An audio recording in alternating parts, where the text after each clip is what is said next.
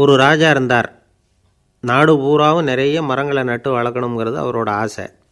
தானே அதுக்கு முன்மாதிரியாக இருக்கணும்னு நினச்சார். அரண்மனையை சுற்றி மரங்களை நட்டு வளர்த்தார். இதை பார்த்துட்டு ஜனங்களும் அவங்கவுங்க வீட்டை சுற்றி மரக்கன்றுகளை நட்டு வளர்த்தாங்க. கொஞ்ச காலத்தில் ஊர் பூரா பசுமையாக மாறிச்சு. எல்லாருக்கும் சந்தோஷமாக இருந்தது. இது ஒரு பக்கம் இருக்கட்டும். இப்போ நான் சொல்ல போகிற கதை வேறு. அதாவது அந்த ராஜா ஒரு நாள் தன்னுடைய அரண்மனையை சுற்றி இருக்கிற விதவிதமான மரங்களை எல்லாம் போய் பார்த்தார். எப்படி இருக்கிறீங்க அப்படின்னு ஒவ்வொரு மரத்துக்கிட்டையும் விசாரித்தாராம். எந்த மரமும் சந்தோஷமாக இருக்கிறதா தெரியல. அதுக்கும் மனசில் ஒரு குறை. முதல்ல ஆலமரத்துக்கிட்ட போனார். அது சொல்லிச்சு, மண்ணா நான் நல்லா பெருசாக வளர்ந்துருக்கிறேன், அடர்த்தியாக இருக்கிறேன், கிளையெல்லாம் 4 பக்கமும் நல்லா படர்ந்து தான் இருக்குது, இருந்தாலும் எந்த பிரயோஜனமும் இருக்கிறதா தெரியல எனக்கு. என்னுடைய பழம்லாம் ரொம்ப சின்னதாக இருக்குது, என் கண்ணுக்கு சரியாக புலப்பட மாட்டேங்குது. நான் இருக்கிற சைஸுக்கு என்னுடைய கிளையில் இருக்கிற பழம்லாம் எவ்வளோ பெருசாக இருக்கணும், அது இத்தினூண்டு இருக்கிறது எனக்கு பெரிய அவமானமாக இருக்குது. இப்படி இங்கே நின்றுக்கிட்டு இருக்கிறதே ரொம்ப கூச்சமாக இருக்குது. ஒரு நல்ல புயல் வந்ததுன்னா பேசாமல் சாஞ்சு விடலாமான்னு பார்க்குறேன் அப்படின்னு புலம்புது ஆலமரம்.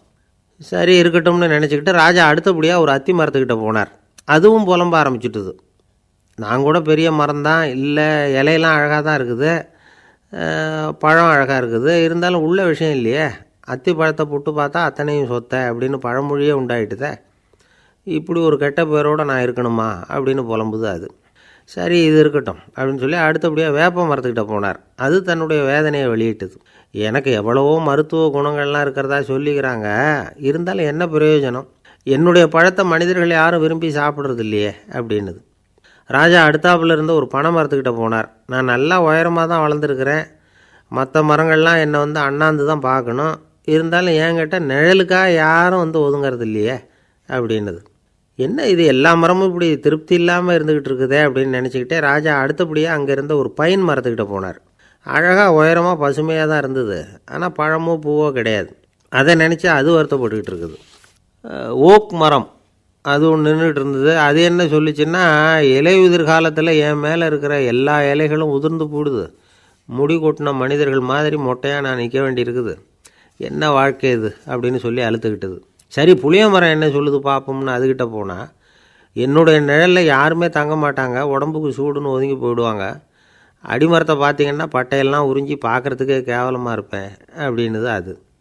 முருங்கை மரம் என்ன சொல்லிச்சு தெரியுமா, என்னுடைய இலை காயெல்லாம் சாப்பிட்றவங்களுக்கு சத்து கொடுக்கறது வாசம்தான், ஆனால் என் உடம்புல சத்தே கிடையாது, கொஞ்சம் வேகமாக காற்று அடிச்சதுன்னா முறிஞ்சி விழுந்துடுறேன், என்ன வாழ்க்கை இது அப்படின்னு சொல்லி அது வருத்தப்பட்டது. ராஜா யோசனை பண்ணார். என்ன இது மரங்கள் பூமியின் வரங்கள்னு சொல்கிறோம், மழை பெய்யறதுக்கு அதுதான் காரணம், பூமி செழிப்பாக இருக்கிறதுக்கும் அதுதான் காரணம், வீடு கட்டுறதுக்கு மரம், நாற்காலி செய்ய உபயோகப்படுத்துறதுக்கும் அதுதான் உபயோகப்படுது, மனுஷனுக்கு வேண்டிய ஆகாரங்களையும் கொடுக்குது, இப்படிலாம் இருந்தும் எல்லா மரமும் நிம்மதி இல்லாமல் இருந்துக்கிட்டு இருக்குதே அப்படின்னு நினச்சார். அப்போது அங்கே இருந்த ஒரு மகிழ மரம் அவர் கண்ணில் பட்டுது. அந்த மரம் மட்டும் கொஞ்சம் நிம்மதியாக மகிழ்ச்சியாக இருக்கிறது மாதிரி தெரிஞ்சுது. உடனே ராஜா அதுக்கிட்ட போனார். உனக்கு மனசில் எதுவும் குறை இல்லையான்னு கேட்டார். இல்லை நான் சந்தோஷமாக தான் இருக்கேன்னு அந்த மகிழ மரம். அப்படியான்னு ஆச்சரியமாக கேட்டார் ராஜா. ஆமாம் மன்னா, இந்த இடத்துல நீங்கள் ஒரு முருங்கை மரத்தையோ வேப்ப மரத்தையோ கூட நட்டிருக்கலாம், ஆனால் இந்த இடத்துல நடுறதுக்கு என்ன தேர்ந்தெடுத்துருக்குறீங்க, அதுவே எனக்கு பெருமை, அதுவே எனக்கு திருப்தி அப்படின்னு தான் மகிழ மரம். மகிழ மரம் சாதாரணமாக தான் இருக்கும், இளம் மஞ்சள் நிறத்தில் பூக்கள், அது காய்ந்தும் மனம் வீசும். மகிழ மரம் மாதிரி மன திருப்தியோடு வாழறதுக்கு நாம் கற்றுக்கணுமா. நாம் இந்த உலகத்தில் ஒரு நாயாவோ நரியாவோ கூட பிறந்திருக்கலாம், மனுஷனாக பிறந்திருக்கிறோம், அதுவே பெருமை தானே. இந்த நிறைவு தான் மகிழ்ச்சியின் ரகசியம். ஒரு பையன் அப்பா கிட்ட போய், அப்பா நீங்கள் இந்த உலகத்தில் ஒரு மனுஷனாக பிறந்தது என்னோட அதிர்ஷ்டம் நானா. ஏண்டா அப்படி சொல்கிறேன்னு இருக்கார் அப்பா. நீங்கள் ஒரு கரடியாக பிறந்திருந்தா இந்நேரம் நானும் ஒரு கரடி குட்டியாக தானே இருந்திருப்பேன் அப்படின்னு நானா பையன். பக்தின்னு சொல்கிறோம் இல்லையா, அது 3 வகைப்படும் அப்படிங்கிறார் ஒரு பெரியவர். அது என்ன 3 வகைன்னா, தெய்வ பக்தி, அடியார்கள் பக்தி, குரு பக்தி. அடியார் பக்தியை விட தெய்வ பக்தியை விட குரு பக்தி தான் ரொம்பவும் சிறந்ததுங்கிறார் அவர். தெய்வத்துக்கிட்ட செஞ்ச பாவம் குருநாதர்கிட்ட தீர்ந்துருமா, குருநாதர்கிட்ட செஞ்ச பாவம் தெய்வத்துக்கிட்ட போனாலும் தீராதான். இப்படி பெரியவங்கள்லாம் சொல்லி வச்சுருக்கிறாங்க. ஒரு காடு, அங்கே அயோத தௌமியர் அப்படின்னு ஒரு தபோதனர், அவர் பல மாணவர்களை ஒன்றா சேர்த்து ஒரு குருகுலம் நடத்திக்கிட்டு இருக்கிறார். பல தரப்பட்டவங்க பல திறப்பட்டவங்க மாணவர்கள் அதில் சேர்ந்து படிச்சுக்கிட்டு இருக்கிறாங்க. பாஞ்சால ராஜகுமாரன் ஒருத்தனும் அந்த குருகுலத்தில் சேர்ந்து படிச்சுக்கிட்டு இருக்கிறான். அவன் பேர் ஆருணி. பெரிய இடத்து புள்ள, இருந்தாலும் படுப்பில் ரொம்ப கெட்டிக்காரனாக இருந்தான். அவன் தான் அங்கே முதல் மாணவன். ஒரு நாள் குருநாதர் அந்த அரசகுமாரனை கூப்பிட்டார். நம்ம குருகுலத்துக்கு சொந்தமான வயலில் தண்ணீர் பெருகி வெள்ளம் வந்து பயிரை வந்து அழிக்குதான், அதனால் நீ போய் மடையை அடைச்சிட்டு வந்துரு அப்படின்னார். அந்த அரசகுமாரன் உடனே புறப்பட்டான். குருநாதர் சொல்லிட்டார்ல, உடனே புறப்பட்டான். நான் பெரிய இடத்து பிள்ளையாச்சே, ராஜகுமாரனாச்சே, ரொம்ப செல்வாக்கூட வளர்ந்தவனாச்சே, நான் போய் வயலில் இறங்கி வேலை செய்கிறதா அப்படின்னுலாம் அவன் நினைக்கல. குருநாதர் கட்டளையை நிறைவேற்ற வேண்டியது நம்ம கடமை அப்படின்னு நினச்சான். உடனே ஒரு மண்வெட்டியை தூக்கி தோளில் வச்சுக்கிட்டு புறப்பட்டு போயிட்டான். வயலுக்கு போனான். பார்த்தான், தண்ணி கரையை உடச்சிக்கிட்டு வயலுக்குள்ளே ஏகமாக பாஞ்சிக்கிட்டு இருக்குது. இவன் மண்வெட்டியால் களிமண்ணை புல்லோடு சேர்த்து புல் பற்ற மாதிரி வெட்டி வெட்டி போட்டான். இருந்தாலும் மடையை அடைக்க முடியல. தண்ணி அதை மீறி வந்துக்கிட்டே இருக்குது. தண்ணி வந்து வேகமாக வயலுக்குள்ளே போய்கிட்டே இருக்குது. போடுற பத்தையெல்லாம் கரைஞ்சி கரைஞ்சி போயிட்டுருக்கு. இருந்தாலும் இவன் தன்னுடைய முயற்சியை கைவிடலை. வெட்டி வெட்டி போட்டுக்கிட்டே இருக்கிறான். காலையில் அங்கே போனவன் சாயந்தரம் வரைக்கும் இப்படி செஞ்சுக்கிட்டு இருக்கிறான். உடம்பும் மனசும் ரொம்பவும் சோர்ந்து போச்சு. இருந்தாலும் குருநாதர் இட்ட கட்டளையை நிறைவேற்றாமல் இருக்கிறோமேங்கிற ஒரு குறை அவனுக்கு இருக்குது. குரு கட்டளையை நிறைவேற்றாத நான் வந்து இன்னமும் இருக்கணுமா அப்படின்னு யோசனை பண்ண ஆரம்பிச்சிட்டான். என்ன செய்யலாம்னு பார்த்தான். நம்ம குருநாதர் இட்ட பணிக்காக இந்த உடம்பையே தியாகம் பண்ணலாம் அப்படின்னு முடிவு பண்ணான். தண்ணி பாயுதில் அதுக்கு குறுக்க விழுந்து அப்படியே மடையை அடைச்சிக்கிட்டு அப்படியே படுத்துட்டான். இது மற்றவங்களுக்கு தெரியாது. அன்றைக்கி ராத்திரி ஒரு விளக்கு முன்னாடி உட்காந்து குருநாதர் பிள்ளைங்களுக்கு பாடம் சொல்லி கொடுத்துக்கிட்டு இருக்கிறார். வரிசையில் இருக்கக்கூடிய ராஜகுமாரனை காணலை. நம்ம ஆருணி எங்கே போனா அப்படின்னு சொல்லி மற்ற மாணவர்களை விசாரித்தார். இப்போ அவங்க சொன்னாங்க, சுவாமி அவன் காலையில் வயலுக்கு வந்து மடையை அடைக்கிறதுக்காக போனான், நீங்கள் தான் போக சொன்னீங்க, இன்னும் திரும்பி வரல அப்படின்னு அவர் பையன். குருநாதர் உடனே ஒரு தீவெட்டி எடுத்துக்கிட்டு மாணவர்களை அழைச்சிக்கிட்டு வயலுக்கு போனார். அங்கே போய் பார்த்தா ஆளை காணும். ஆருணி ஆருணின்னு சொல்லி சத்தம் போட்டு கூப்பிட்டு பார்க்குறார். நான் இங்கே இருக்கேன் குருநாதா அப்படின்னு காலுக்கு அடியிலேருந்து ஒரு சத்தம் வருது. குனிஞ்சு பார்த்தா அவன் மடையில் படுத்துருக்குறான். என்னப்பா இதுன்னார். காலையிலேருந்து இந்த மடையை அடைச்சி பார்த்தேன் சுவாமி, முடியல, அதனால் இப்படி குறுக்க படுத்துட்டேன். என்னை தாண்டறதுக்கு பயந்து போய் தண்ணியே தேங்கி நின்றுட்டுது அப்படின்னா. அவனுடைய குரு பக்தியையும் அவனை தாண்டறதுக்கு அஞ்சு நிற்கிற தண்ணி தேக்கத்தையும் பார்த்துட்டு எல்லாரும் ரொம்ப ஆச்சரியப்பட்டு போயிட்டாங்களாம். ஆருணி எழுந்திரிச்சு வா அப்படின்னு கூப்பிட்டாரான் குருநாதர். அவன் தண்ணீரை பொழந்துக்கிட்டு எழுந்திரிச்சு வந்தானான். அதனால் அவனுக்கு வந்து உத்தாலகன் அப்படின்னு ஒரு பேர். உத்தாலகன்னா தண்ணீரை பிளந்தவன் அர்த்தம். அந்த உத்தாலகன் மாதிரி இந்த காலத்து மாணவர்களுக்கும் குரு பக்தி வேணும் அப்படின்னு சொன்னோம் ஒரு பள்ளிக்கூடத்தில். உடனே நிறைய மாணவர்கள் எழுந்திரிச்சு நின்னாங்க. சார், நீங்கள் எங்களை வந்து இன்னமும் சரியாக புரிஞ்சுக்கலன்னு நினைக்கிறோம். அன்னைக்காவது ஒருத்தன் அப்படி இருந்தான், இன்றைக்கி ஏகப்பட்ட உத்தாலகர்கள் இருக்கிறோம். எங்கள் வாத்தியார் கட்டளை இட்டால் இப்போவே அது மாதிரி வயலுக்கு போய் மடையில் குறுக்கப்படுத்துக்கிறதுக்கு இந்த வகுப்பில் உள்ள அத்தனை பேரும் தயாராக இருக்கிறோம் அப்படின்னாங்க. அப்படியா அப்படின்னு சொல்லி கேட்டோம் ரொம்ப சந்தோஷமாக. ஒருத்தன் ரொம்ப அடக்கமாக எழுந்திரிச்சான். அப்புறம் சொன்னான், ஆமாம் சார், வகுப்பில் வந்து இவர் நடத்துகிற பாடத்தை கேட்டுக்கிட்டு இருக்கிறத விட பேசாமல் போய் மடையில் படுத்துடுறது ஒன்றும் கஷ்டமான காரியமாக இருக்காது, அதனால தான் எல்லோரும் அங்கே போகிறேன்னு சொல்கிறோம் அப்படிங்கிறான். இந்த உலகத்தில் நாம் நல்லபடியாக இருக்கணும்னா அதுக்கு முக்கியமாக தேவைப்படுறது ரெண்டு. ஒன்று செல்வம், இன்னொன்று அறிவு. சரி, இது ரெண்டில் சிறந்தது எது அப்படின்னு ஒரு கேள்வி கேட்டால் என்ன பதில் சொல்கிறது? இதே கேள்வியை ஹஸ்ரத் அலி அவர்கள்கிட்ட கேட்டாங்களாம். அவர் ஒரு பெரிய அறிஞர். கேள்வி கேட்டவங்களும் சாதாரண ஆட்கள் இல்லை, இவங்களும் அறிஞர்கள். ஒரு நாள் ஹஸ்ரத் அலி அவர்கள்கிட்ட 10 அறிஞர்கள் வந்தாங்களாம். ஐயா, நாங்கள் 10 பேரும் உங்ககிட்ட ஒரே கேள்வியை தான் கேட்க வந்திருக்கிறோம், ஆனால் எங்கள் 10 பேருக்கும் நீங்கள் தனித்தனியாக பதில் சொல்ல முடியுமா அப்படின்னு கேட்டிருக்காங்க. அதாவது அவங்க ஒரே கேள்விக்கு இவர்கிட்ட இருந்து 10 விதமான பதில் எதிர்பார்க்குறாங்க. சரி கேளுங்க, என்ன கேள்வி அப்படின்னார் அவர். அப்போ தான் அவங்க கேட்டாங்களாம், செல்வம் அறிவு இது ரெண்டில் சிறந்தது எது? இதுதான் கேள்வி. ஹஸ்ரத் அலி என்ன பண்ணார் தெரியுமா? அவங்கள ஒவ்வொருத்தராக கூப்பிட்டார். ஒவ்வொரு விதமான பதிலை சொல்லி அனுப்புனார். முதல்ல ஒருத்தரை கூப்பிட்டார், சொன்னார், அறிவுங்கிறது தீர்க்கதரிசிகள், ஞானிகள், மகான்கள் இவங்களோட பரம்பரை சொத்து. ஆனால் செல்வங்கிறது கொடுங்கோலரின் ஆயுதம். அதனால் அறிவு தான் சிறந்தது அப்படின்னார். ரெண்டாவது ஆளை கூப்பிட்டார். உங்ககிட்ட செல்வம் இருந்தால் நீங்கள் தான் அதை காப்பாற்றணும். ஆனால் அறிவு உங்களை எப்பவும் காப்பாற்றும். ஆகவே அறிவு தான் சிறந்தது அப்படின்னார். மூணாவது ஆளை கூப்பிட்டார். செல்வந்தனுக்கு எப்போதும் விரோதிகள் அதிகம், ஆனால் அறிஞனுக்கு நண்பர்கள் அதிகம். அதனால் அறிவு தான் சிறந்ததுன்னார். அடுத்தவரை கூப்பிட்டார். செல்வம் அடுத்தவங்களுக்கு கொடுக்க கொடுக்க குறையும், ஆனால் கல்விங்கிறது அதிகரிச்சுக்கிட்டே வரும், கொடுக்கறதுனால குறையாது. அதனால் அறிவு தான் சிறந்ததுன்னார். இன்னொருத்தரை கூப்பிட்டார். அறிவு உள்ளவன் எப்பவும் அதை அடுத்தவங்களுக்கு வாரி வழங்கிக்கிட்டே இருப்பான். அதனால் அவங்ககிட்ட தாராளத்தன்மை இருக்கும். ஆனால் செல்வந்தன்கிட்ட கஞ்சத்தனம் தான் இருக்கும். அதனால் அறிவு தான் சிறந்ததுன்னார். ஆறாவது நபரை கூப்பிட்டார். செல்வத்தை கள்வர்கள் திருடிக்கிட்டு போக முடியும், ஆனால் அறிவை அப்படி திருடிக்கிட்டு போக முடியாது அப்படின்னார். ஏழாவது நபரை கூப்பிட்டார். செல்வம் கால ஓட்டத்தில் அழிஞ்சிரும், ஆனால் அறிவை கால ஓட்டம் ஒன்றும் பண்ண முடியாது. ஆகவே அறிவே சிறந்ததுன்னார். எட்டாவது ஆளை கூப்பிட்டு சொன்னார், செல்வத்துக்கு எப்பவும் எல்லை உண்டு, நிறை உண்டு, அளவு உண்டு, கணக்கு உண்டு. ஆனால் அறிவுக்கு அப்படிப்பட்ட எல்லை எதுவும் கிடையாது. அதனால் அதுதான் சிறந்ததுன்னார். அடுத்தவனை கூப்பிட்டார். செல்வம் உள்ளத்தில் உள்ள ஒளியை போக்கிவிடும், இருட்டை உண்டாக்கிவிடும், விரிந்த மனப்பான்மையை குறுகலாக்கிவிடும். ஆனால் அறிவு அப்படி இல்லை, இருண்ட உள்ளத்தில் ஒளியை பாய்ச்சி அதை விசாலப்படுத்துது. அதுதான் சிறந்ததுன்னார். கடைசியாக 10வது நபரை கூப்பிட்டார். செல்வம் மனசில் செருக்கை உண்டாக்குது, ஆணவத்தை ஏற்படுத்துது. அதனால் நானே கடவுள்னு நினைக்கிற அளவுக்கு மனுஷனை தாழ்த்தி விடுது. ஆனால் அறிவு பணிவையும் பண்பாட்டையும் வளர்க்குது. அதனால் அறிவு தான் சிறந்ததுன்னார். ஆக இப்படி 10 பேருக்கும் 10 விதமாக பதில் சொன்னது மூலமாக ஹஸ்ரத் அலி அவர்கள் அறிவு தான் செல்வத்தை விட சிறந்தது அப்படிங்கிறதுக்கு 10 காரணங்களை சுட்டி காட்டியிருக்கார். அந்த அறிஞர் 10 பேர் கேட்ட ஒரே கேள்விக்கு 10 பதில் சொன்னார். நமக்கு வேண்டிய ஒருத்தர் 10 பேர் கேட்ட கேள்விக்கு ஒரே பதில் சொல்லி சமாளித்தார்.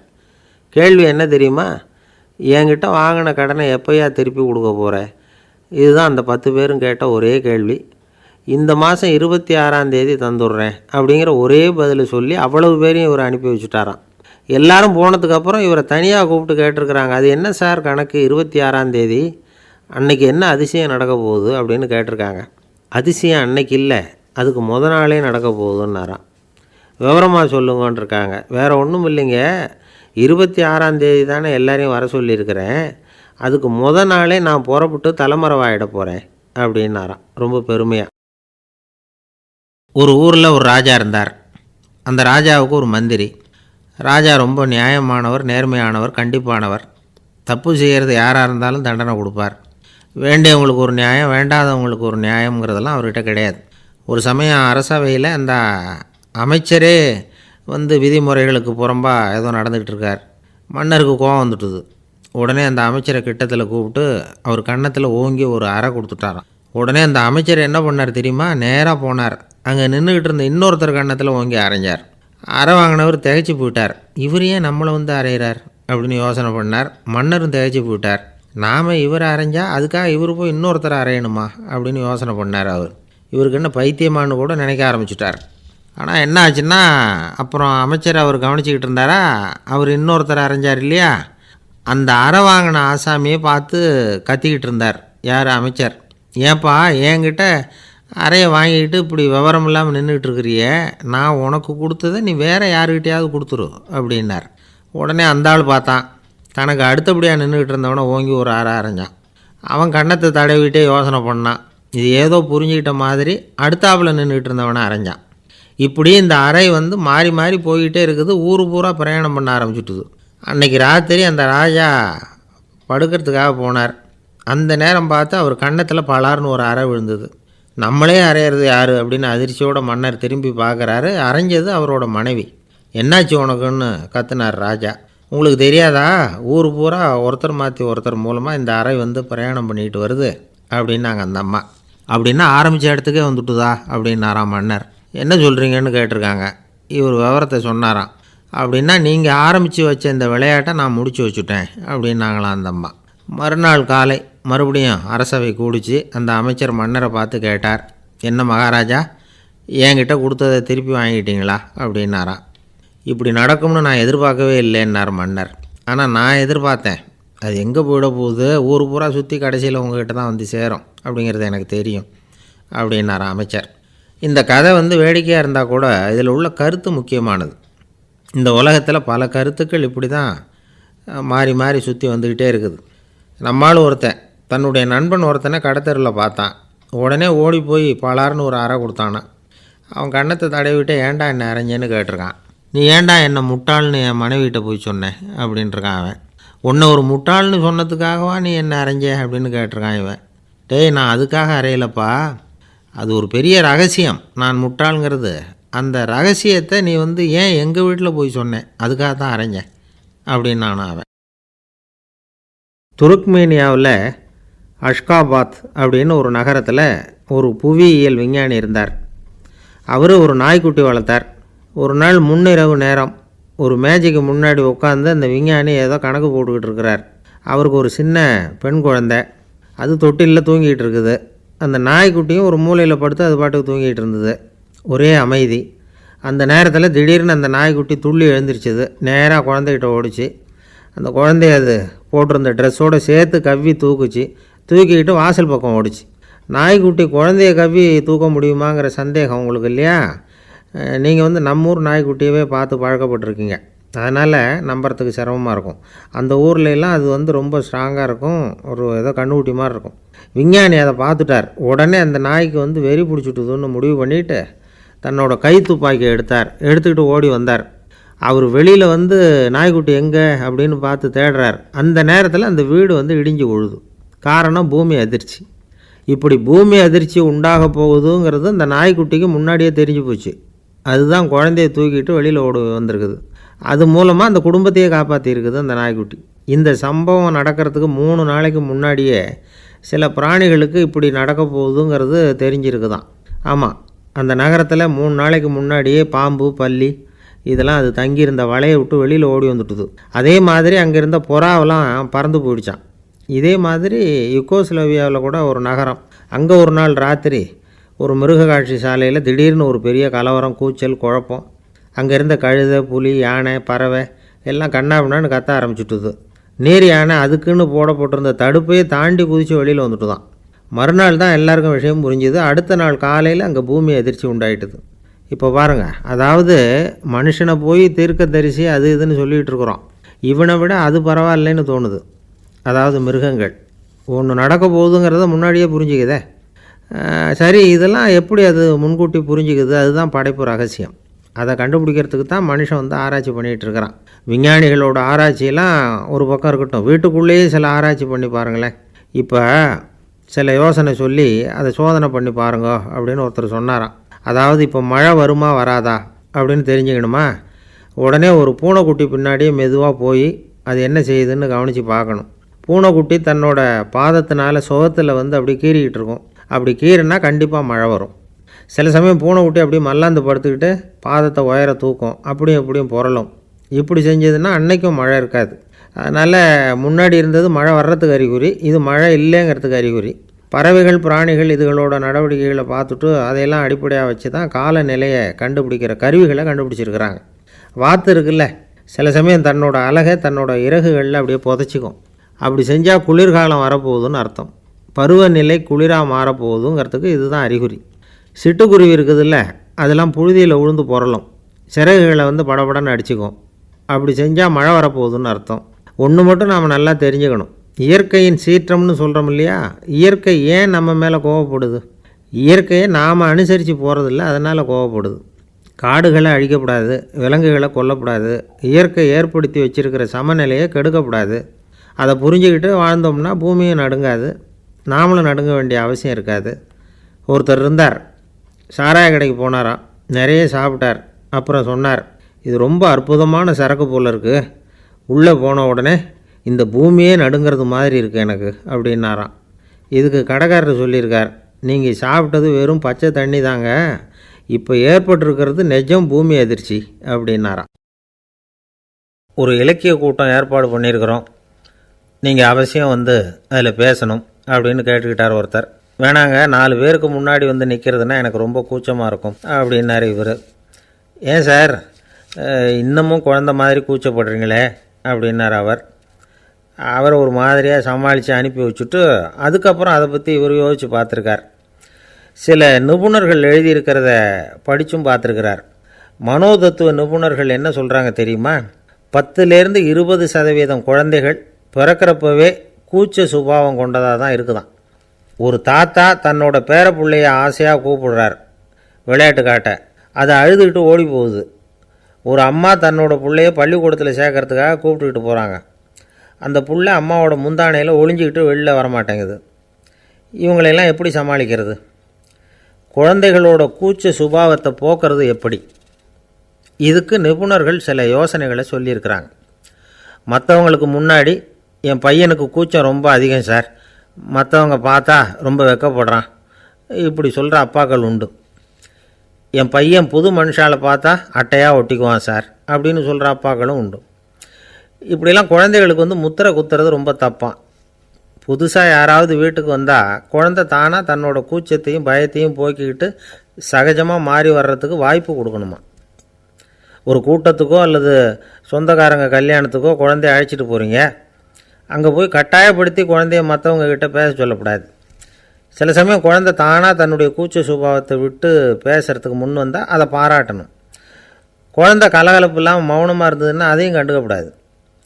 குழந்தை பேச ஆரம்பித்தா அதை ஆர்வத்தோடு கவனிக்க தெரியணும். கலந்து உரையாடுற பழக்கத்தை வீட்லேயே ஆரம்பிக்கலாம்.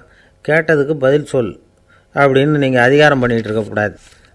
அது வந்து குழந்தைக்கு பேசுகிற சந்தர்ப்பத்தை குறைச்சிருமா. இப்போ நாம் அதிகாரம் பண்ணால் கேலி செய்கிற பழக்கம் குழந்தைகளை வந்து ரொம்ப பாதிச்சிருமா. பெரியவங்களானதுக்கு அப்புறமும் சில பேர் கூச்சத்தோடவும் பயத்தோடவும் இருக்கிறதுக்கு இதுதான் காரணம். சின்ன வயசில் அவங்கெல்லாம் ஏதாவது கேலிக்கு ஆளாகி இருப்பாங்க. 2வது குழந்தை மூத்த குழந்தைய வந்து கேலிக்கு ஆளாகிற சந்தர்ப்பங்களை கண்டு கேலி பண்ணினா அது இளம் நெஞ்சங்களை விட்டு நீங்கிறதே இல்லையா. எப்பவும் குழந்தையோட நடை உடை பாவனைகளை பற்றி சொல்லிக்கிட்டே இருக்கக்கூடாதான். அதுவே கூச்ச சுபாவத்தை கொண்டுட்டு வந்துடுமா. அப்பா எங்கேன்னு யாராவது கேட்டால் இது மாதிரி இன்ன காரியத்துக்காக வெளியில் போயிருக்கார், இத்தனை மணிக்கு திரும்பி வருவார் அப்படின்னு சொல்கிற அளவுக்கு குழந்தைகளை வந்து பழக்கப்படுத்தி வைக்கணும். ஃபோன்லேயே யாராவது விசாரித்தா கூட இது மாதிரி பதில் சொல்லு அப்படின்னு சொல்லணும். சின்ன சின்ன மீட்டிங்கில் 4 வார்த்தை பேச தயார் பண்ணலாம். ஒரு கடையிலையோ அல்லது ஹோட்டல்லையோ ஏதாவது விவரம் கேட்கணும்னா உங்கள் குழந்தைய தைரியமாக அனுப்புங்க. குழந்தைகள் பணிவாகவும் பொறுமையாகவும் விவரம் கேட்குறப்போ கூச்ச சுபாவம் தானாக போயிடும். சின்ன வயசுலேயே இப்படிலாம் பழக்கப்படுத்தினா தான் வருங்காலத்தில் தைரியமாக இந்த சமுதாயத்தில் வாழ முடியும். இல்லைன்னா 60 வயசுலேயும் அடுப்பங்கரையை விட்டு வெளில வர்றதுக்கு கூச்சப்பட்டுக்கிட்டு தான் இருக்க வேண்டியிருக்கும். இந்த காலத்து பிள்ளைங்க எவ்வளவோ பரவாயில்ல, எதுக்கும் தயங்குறதில்ல, கூச்சப்படுறதில்ல. ஒரு அம்மா அடுப்பங்கரையிலேருந்து சத்தம் போட்டாங்க, டேய் ராமு, தயவு பண்ணி அந்த டிவியை நிறுத்துறா, அந்த பெண்ணோட குரல் மகா மோசம், அடுப்பங்கரையில் இருக்கிற என்னாலேயே அதை சகிச்சிக்க முடியல அப்படின்னாங்களாம்.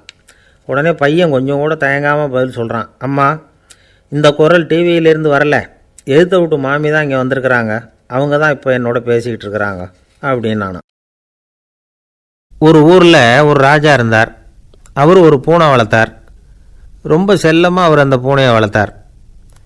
அவர் என்ன பண்ணுவார் தெரியுமா? இரவு நேரத்தில் அந்த பூனையோட தலையில் ஒரு விளக்கை வச்சுருவார். அந்த பூனை ரொம்ப ஜாக்கிரதையாக அந்த விளக்கு கீழே விழுந்துடாமல் பார்த்துக்கும். தலையை ஆட்டாமல் ரொம்ப நிதானமாக ராஜா பின்னாடி நடந்து போய்கிட்டே இருக்கும். அந்த விளக்கு வெளிச்சத்தில் எல்லா வேலைகளையும் செஞ்சுருவார். கையில் ஒரு விளக்கை தனியாக எடுத்துகிட்டு போக வேண்டிய அவசியமே இல்லை. விளக்கை தூக்கிட்டு போகிற வேலையை அந்த பூனை பார்த்துக்கும். அதனால் ராஜாவுக்கு அந்த பூனை மேலே ரொம்ப பிரியம். மந்திரிகளையெல்லாம் கூப்பிட்டு அவங்கக்கிட்ட சொல்லுவார், பார்த்தீங்களா இந்த பூனை எவ்வளவு விசுவாசமாக நடக்குது, என் பேரில் எவ்வளவு மரியாதை பார்த்தீங்களா அதுக்கு அப்படிம்பார். இதை கேட்டுவிட்டு அங்கேருந்து அமைச்சர்களில் ஒருத்தர் சொன்னார், மன்னா நீங்கள் சொல்கிறது சரிதான், இருந்தாலும் இந்த பூனையோட விசுவாசத்தை நாம் கொஞ்சம் சோதித்து பார்க்க வேண்டியிருக்கு அப்படின்னாராம். சரி, உங்கள் ஆசையை ஏன் கெடுக்கணும், நல்லா சோதித்து பாருங்கள் அப்படின்னு சொல்லிவிட்டார் ராஜா. உடனே அந்த அமைச்சர் என்ன பண்ணார் தெரியுமா? எங்கேயோ புறப்பட்டு போனார். ஒரு 5-6 எலிகளை பிடிச்சிக்கிட்டு வந்தார். அரண்மனையில் ராஜா ஏதோ வேலை பார்த்துக்கிட்டு இருக்கிறாரு. பக்கத்தில் அந்த பூனை ரொம்ப பணிவாக நின்றுக்கிட்டு இருக்குது. அது தலையில் விளக்கு எரிஞ்சிக்கிட்டு இருக்கு. அமைச்சர் தான் பிடிச்சிக்கிட்டு வந்த எலிகளை அந்த பூனை பார்வையில் படுறது மாதிரி எதிரில் விட்டார். அந்த எலிகள்லாம் அங்கேயும் இங்கேயும் ஓட ஆரம்பிச்சிது. அதை பார்த்தது பூனை. அவ்வளவுதான். தலையில் இருக்கிற விளக்கை பற்றியும் கவலைப்படலை, ராஜாவை பற்றியும் கவலைப்படலை. ஒரே பாய்ச்சலாக பாஞ்சு எலிகளை துரத்த ஆரம்பிச்சுட்டுது. தலையில் இருந்த விளக்கு எங்கேயோ போய் விழுந்தது, அணைஞ்சு போச்சு. இருட்டில் ராஜா தடுமாற ஆரம்பிச்சுட்டார். இந்த சமயத்தில் அந்த அமைச்சர் மறுபடியும் விளக்கை ஏற்றினார். வெளிச்சம் வந்தது. அதுக்கப்புறம் அந்த அமைச்சர் பேசினார். அரசே, பூனையோட விசுவாசத்தை பார்த்தீங்களா? எலி அது கண்ணில் படுற வரைக்கும் தான் விசுவாசமாக இருந்தது. அது மாதிரி எலியை பார்த்ததும் எல்லாத்தையும் விட்டுட்டு அதை துரத்த ஆரம்பிச்சுட்டு பார்த்தீங்களா? தான் அந்த பூனையை பற்றி நினச்சது தப்புங்கிறது அதுக்கப்புறம் தான் அந்த ராஜாவுக்கு புரிஞ்சுதான். சரி, இப்போ எதுக்கு இந்த கதையெல்லாம் அப்படிங்கிறீங்களா? இந்த பூனை மாதிரி தான் நம்ம மனசும். மனசை எவ்வளவு தான் பயிற்சி கொடுத்து பக்குவமாக வச்சுருந்தாலும் பார்க்குறதுக்கு பரமசாது மாதிரி தான் இருக்கும். பார்க்க வேண்டியதை பார்த்துட்டுதுன்னா பாஞ்சிரும். இந்த பூனை மாதிரி புலன் இன்ப பொருள்கள் கிட்டாத வரைக்கும் மனம் அடங்கி இருக்கிறது மாதிரி தான் தெரியும். கொஞ்சம் வாய்ப்பு கிடைச்சாலும் அது குதிக்க ஆரம்பிச்சிரும், தப்பு பண்ண ஆரம்பிச்சிரும். பெரிய பெரிய முனிவர்கள் வாழ்க்கையில் நடந்த வீழ்ச்சி இதை தான் நிரூபிக்குது. புலன்களின் ஆற்றல் அதிகம். அதனால் மனக்கட்டுப்பாடு பயிற்சிகளில் ரொம்ப எச்சரிக்கையாக இருக்கணுங்கிறார் சுவாமி சிவானந்தர். மது பழக்கத்தையே விட்டுவிட்டேன்னு உறுதியாக இருப்பான். கடை கண்ணில் பட்டுவிட்டுதுன்னா காலை அவனை கேட்காமலே இழுத்துக்கிட்டு உள்ளே போயிடும். இதுதான் மனசுங்கிறது. அதுதான் அந்த ராஜா வளர்த்த பூனை. நம்மால் ஒருத்தன் அந்த ராஜா பூனை தலையில் விளக்க வச்சது மாதிரி இவன் தன்னுடைய தலையிலேயே ஒரு விளக்கை ஏற்றி வச்சுக்கிட்டு என்னத்தையோ தேட ஆரம்பித்தான். தேடிக்கிட்டு இருக்கிறான். தலையை ஆட்டாமல் நிதானமாக நடந்து ரொம்ப நேரமாக தேடிகிட்டு இருக்கிறான். அந்த சமயம் அங்கே வந்த ஒருத்தர் என்னத்தை தேடுறீங்கன்னு கேட்டார். அதுதான் மறந்து போச்சு அப்படின்னு இழுத்தான். சரி, கொஞ்சம் இப்படி உட்காருங்க, ஞாபகம் வந்ததும் தேட ஆரம்பிக்கலாம் அப்படின்னார் அவர். இவன் கொஞ்ச நேரம் உட்காந்து யோசித்தான். அப்புறம் திடீர்னு எழுந்திரிச்சான். ஞாபகம் வந்துட்டுதுன்னா. என்னன்னு கேட்டார். எங்கள் வீட்டில் இருந்த விளக்கை எங்கே வச்சேன்னு தெரியல, அதை தான் தேடிக்கிட்டு இருக்கிறேன், ஏற்றி வைக்கலாம்னு பார்க்குறேன் அப்படின்னா. ஒரு விவசாயி விதைக்கிறதுக்காக வயல்வெளி பக்கம் போகிறார். விதைகளை அள்ளி வீசினார். அப்போ என்ன ஆச்சுன்னா, சில விதைகள் பாதை ஓரத்தில் விழுந்தது. சில விதைகள் முள் செடிகள் மண்டி இருந்த புதருக்கு இடையில் விழுந்தது. சில விதைகள் நல்ல நிலத்தில் விழுந்தது. பாதை ஓரத்தில் விழுந்த விதை என்ன ஆச்சுன்னா, அதெல்லாம் பறவைகள் கண்ணில் போட்டுவிட்டுது. உடனே உட்காந்து கொத்தி தின்னுட்டு போட்டுது. அதிகமாக மண் இல்லாத பாறை பகுதியில் விழுந்த விதையெல்லாம் லேசாக வேர் விட்டு முளைக்க ஆரம்பிச்சிது. அதுக்கப்புறம் வேர் கீழேயும் ஆழமாக போக முடியல, மேலேயும் சூரிய வெப்பம் அதிகம் தாங்க முடியல, எல்லாம் காஞ்சி கருகி போட்டுது. புதர் பகுதியில் சில விதைகள் விழுந்தது இல்லையா, முள் செடிகள் காடாக மண்டி போயிருந்தது. அதனால் முளைச்சி வர்ற செடிக்கு நெருக்கடி அதிகமாக போட்டுது. சரியாக வளர முடியல, விளைச்சலும் சரியாக இல்லை. நல்ல நிலத்தில் விழுந்த விதைகள் மட்டும் நல்லா முளைச்சிது, நல்லா வளர்ந்தது, விளைச்சலும் பிரமாதமாக இருந்தது. இந்த கதையை சொல்லிவிட்டு கேட்க செவியுள்ளோர் கேட்கட்டும் அப்படிங்கிறார் இயேசு பெருமான். ஆமாம், இயேசு கடலில் நின்ற படகு ஒன்றில் உட்காந்துருக்கிறார்.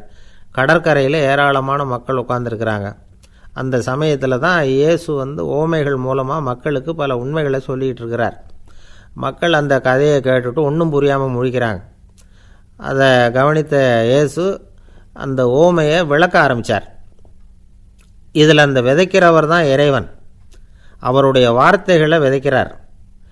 அந்த வார்த்தைகளை கேட்கிற மக்கள் அந்த விழுந்த விதைகள் மாதிரி 4 வகையானவர்கள். சில பேர் பாதை ஓரத்தில் விழுந்த விதைகள் மாதிரி இறைவன் வார்த்தைகளை அவங்க கேட்குறாங்க. ஆனால் தீய எண்ணங்கள் செய்கைகள் மூலமாக விதைக்கப்பட்ட வார்த்தைகள் அழிஞ்சு போடுது. இறைவன் வார்த்தைகளை கேட்ட உடனே மகிழ்ந்து போய் உடனே சில பேர் அதை ஏற்றுக்கிறாங்க. இவங்கெல்லாம் அந்த பாறை பகுதியில் விழுந்த விதைகள் மாதிரி. அதனால் இவங்கெல்லாம் வேறு இல்லாதவங்க. கொஞ்ச காலத்துக்கு இறை வார்த்தைகளுக்கு கீழ்ப்படிந்து நடப்பாங்க. அதனால் ஏதாவது இடைஞ்சல் ஏற்பட்டால் உடனே தடுமாறுவாங்க. தங்கள்கிட்ட இருக்கிற நல்ல பண்புகளை விட்டுட்டு பாவ வழிகளுக்கு போயிடுவாங்க. முள் செடிகளுக்கு இடையில் விழுந்த விதைகள் மாதிரி உள்ளவங்க யாருன்னா, இவங்களுக்கு உலக கவலை உண்டு, செல்வத்தின் மீது மயக்கம் உடையவர்கள். உலக ஆசைகள் இவங்களுக்குள்ளே பூந்துடுறதுனால அங்கே இருக்கிற நல்ல பண்புகள் மறைஞ்சு போயிடுது. அதனால் அவங்களும் உபயோகம் இல்லாதவங்களாக ஆயிடுறாங்க. நல்ல மனிதர்கள் நல்ல நிலத்தில் விழுந்த விதைகளுக்கு ஒப்பானவர்கள். இவங்க இறை வார்த்தையை கேட்குறாங்க, அதை ஏற்றுக்கிறாங்க, அவங்களும் நல்லபடியாக வாழுறாங்க, அடுத்தவங்களுக்கும் உபயோகமாக இருப்பாங்க. இதுதான் இயேசு சொன்ன விளக்கம். நல்ல வார்த்தைகளை கேளுங்கள், நல்ல வார்த்தைகளை ஏற்றுக்கொள்ளுங்கள், அடுத்தவங்களுக்கு உபயோகமாக இருங்க இதுதான் பெரியவங்கள்லாம் நமக்கு சொல்லுகிற உபதேசம். ஒரு அப்பா தன்னுடைய மகனுக்கு உபதேசம் பண்ணார். இதை பாருப்பா, நல்ல வார்த்தைகளை கேட்கணும், எப்போதுமே மகன் அப்பா பேச்சை கேட்குறது நல்லது அப்படின்னாராம். நீ ஏதாவது ஒரு தப்பு பண்ணால் என் தலையில் ஒரு முடி நரைச்சி வெள்ளையாக போடும்பா, நீ செய்கிற ஒவ்வொரு தப்புக்கும் என் தலையில் ஒவ்வொரு முடி வெள்ளையாயிடும் அப்படின்னாராம். பையன் யோசித்தான், அப்பா இப்போ தான் எனக்கு புரியுது, தாத்தாவோட தலைமுடி பூராவும் வெள்ளையாக இருக்கிறதுக்கு என்ன காரணங்கிறது எனக்கு இப்போ தான் புரியுது அப்படின்னானா. ஒரு கடைக்கு போனேன், 5 ரூபா பணத்தை எடுத்து கொடுத்தேன். ஒரு தினசரி பத்திரிகையை கேட்டேன். அவர் உடனே அங்கே அடுக்கி வச்சுருந்த பத்திரிகையில் ஒன்று எடுத்து என் கையில் கொடுத்தார், வாங்கிக்கிட்டேன். மீதி பணத்தை எடுத்தார், அதையும் என் கையில் கொடுக்கணும்ல, கொடுக்கல. எதிரில் இருந்த பலகையில் வச்சு எடுத்துக்க சொன்னார். எப்போவும் அவர் அப்படி தான் பண்ணுவார், நானும் எடுத்துக்கிட்டு வந்துடுவேன். இவர் ஏன் இப்படி பண்ணுறாருங்கிறது எனக்கு ரொம்ப நாளாக ஒரு சந்தேகம்.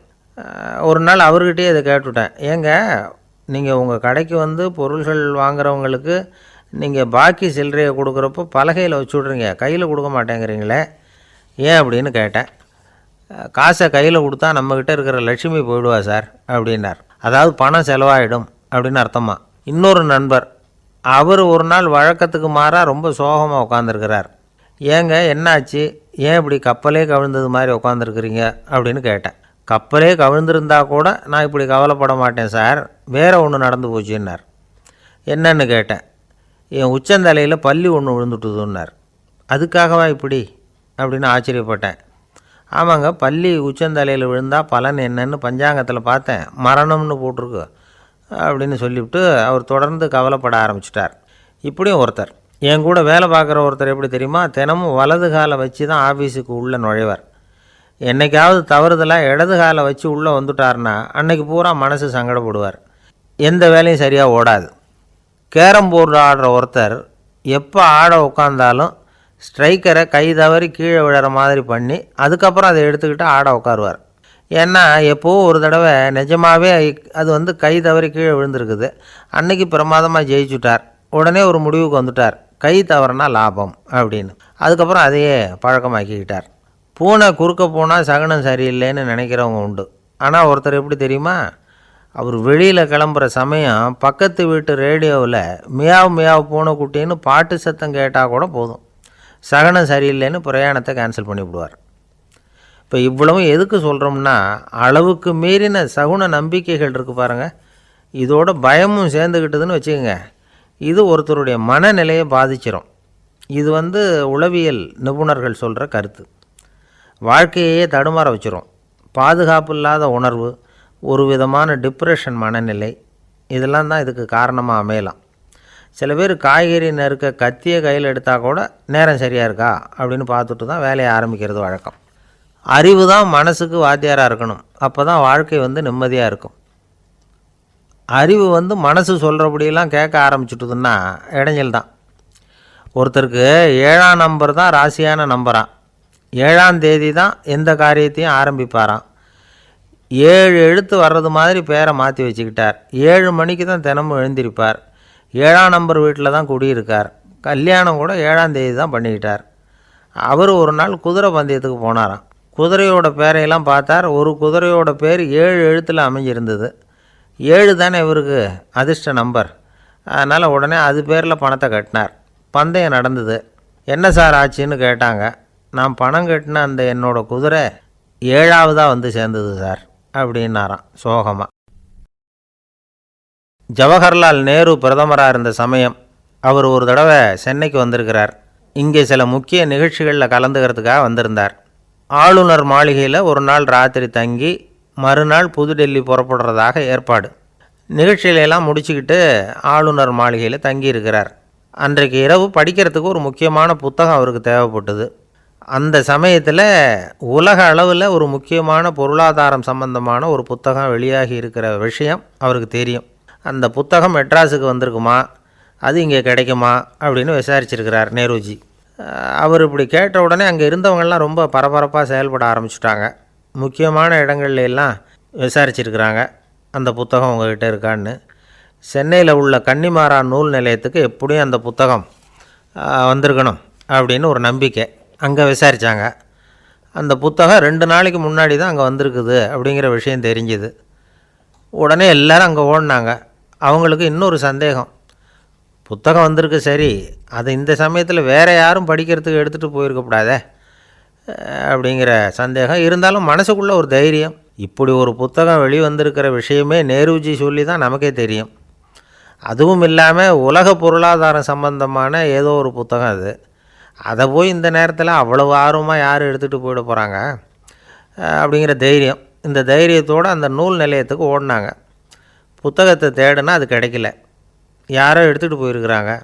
நேருவுக்கு மட்டுமே தெரிஞ்சிருந்த அந்த புத்தகம் பற்றின விஷயம் சென்னையில் வேறு ஒருத்தருக்கும் தெரிஞ்சிருக்குது.